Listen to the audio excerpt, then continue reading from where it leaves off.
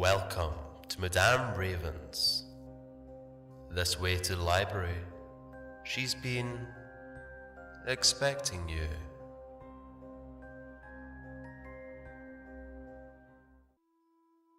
The Story of Hansel and Gretel by CrazyRalphThe13th.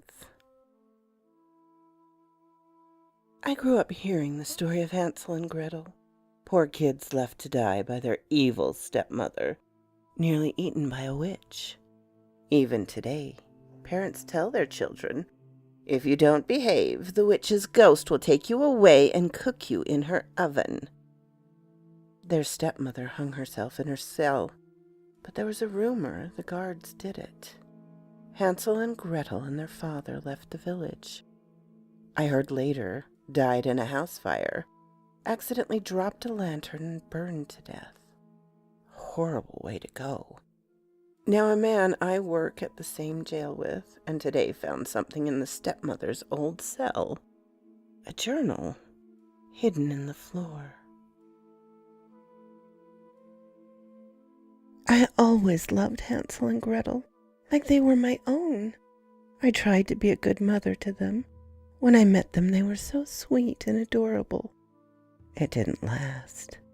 Burned animal carcasses were popping up all over. Dogs, cats, birds, sheep, and even cows were burnt. Even my poor little cat, Sugar. My sweet cat had been my friend for years. We found her near the house. I cried for 2 weeks. We didn't know who could be doing it or why. The worst was when little Thomas, the neighbor boy, was found on the edge of the forest, burnt. That poor sweet boy. They said he had a wound on his head as well. Everyone thought it must be the work of a witch or a madman. Then one day I went to call Hansel and Gretel in for supper, and I found them ready to throw a puppy in a fire. I yelled at them to stop, and they dropped the poor animal into the fire anyway. I sent them home and put the fire out and buried the poor thing. It was then I knew it was them. The animals, poor little Thomas and my sweet kitty, all of them. It was them. It felt like a horse had kicked me. The thought of them telling Thomas's mother and father how sorry they were chilled me to the bone. I told them I was going to tell their father. They told me to go ahead. He wouldn't believe me. They said they'll cry and tell him I hated them. I spanked them with a switch and sent them to bed without supper. I told their father, and he said he was going to talk to them. They told him they were just playing with the dog when I startled them and made them drop it into the fire. He believed them. He said they were just being kids and a deranged monster killed Thomas and those other animals. I begged him to listen to me, but it was no use. I knew no one was going to believe me, so I decided I had to do something. I decided to lead them into the forest and leave them for the wolves or vultures. I hated to. I loved those two like they were my own children. But I just didn't know what else to do. No one would have believed me. They would have kept on killing. I couldn't let what happened to Thomas happen to another child. After my husband went to work, I told the children we were going to the forest to pick blueberries to make a pie, and I led them deep into the forest. I snuck away when they weren't looking. I went home and waited for my husband to come in for supper. I told him the children were out to play and I hadn't seen them all day. We waited 2 hours for them to return, and when they didn't, we went out looking for them. I kept suggesting we look in the wrong direction. I hoped everyone assumed they just got lost and were eaten by wild animals. Finally, he told me he was going to form a search party, and I should go home and wait for the children in case they came home. The next thing I know, the authorities break in and arrest me and carry me away. That's when I saw Hansel and Gretel with their father. Oh no, it didn't work. They were pretending to cry. I saw right through it. "How could you?" he said. They told their father a ridiculous story about me telling them we didn't love them and we didn't want to see them again before abandoning them. They said they followed a white bird to a big cottage made of gingerbread, cakes and candy, and window panes made of sugar. They also said that inside was a horrible witch that tried to cook them and eat them, but Gretel was able to trick her and burn her alive in her own oven. I could only speculate, but I don't think she was a witch at all, just a nice old lady. I think they wandered the forest and stumbled upon her home, and she took them in, and they repaid her by burning her alive. That poor woman.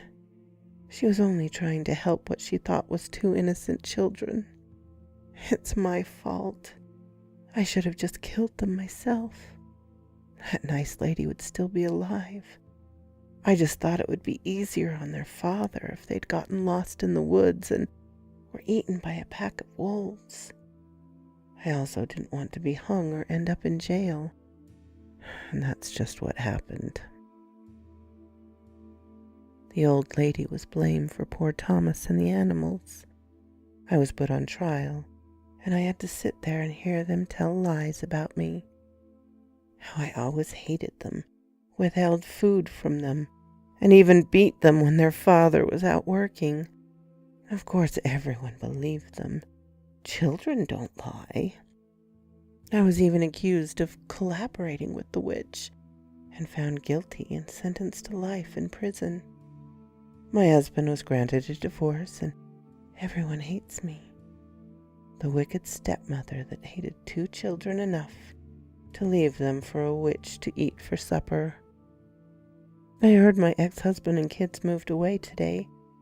I don't know what will become of them, but I know it won't be good.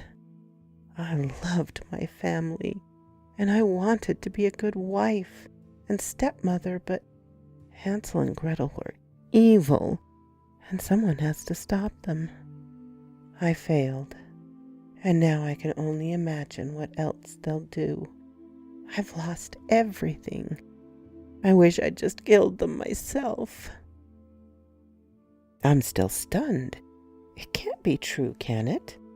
The story I'd known my whole life was wrong? Yes, she had to be telling the truth. I don't think their father's death was an accident. It all fits. The burned animals, little Thomas, the witch, and their father's accident. That poor woman lost everything. She wasn't a wicked stepmother at all. And that poor old lady. Yes, she must have been trying to help Hansel and Gretel. No one knows whatever happened to Hansel and Gretel. But I know. They never stopped killing. So quoth this raven.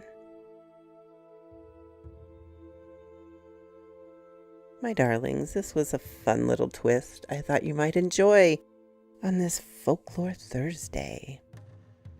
If you did enjoy it, give Ralph let Ralph know he is actually Auntie Creep's nephew. Her actual nephew. And give it a like here. If you have something to say, I am always glad to talk with you, my darlings. Leave a comment. Subscribe if you haven't done so. And ring the little bell so you know when to come up and see me. And I will see you next time, my darlings. Bye-bye.